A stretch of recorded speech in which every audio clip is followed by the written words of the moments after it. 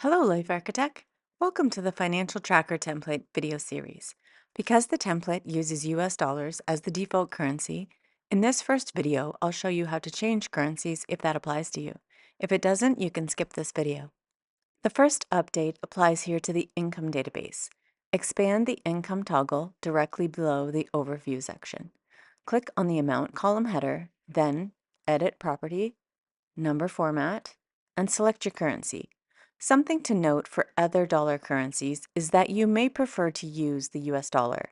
So I'm in Canada, and if I change the currency to Canadian dollars, you can see a CA before every dollar sign, which just feels unnecessary to me. So for that reason, I prefer to use US dollars. Do the same for the expenses in the toggle below. Expand expenses, click the amount header, edit property, number format, and select your currency. In the categories database, there are two columns to update. You could perform the update here in the default gallery view, but since I've already demonstrated how to update the table view, we'll do it that way for consistency.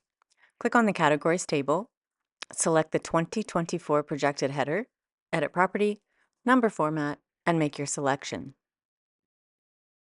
Do the same for the 2024 spent column. Edit property, number format, and select as appropriate.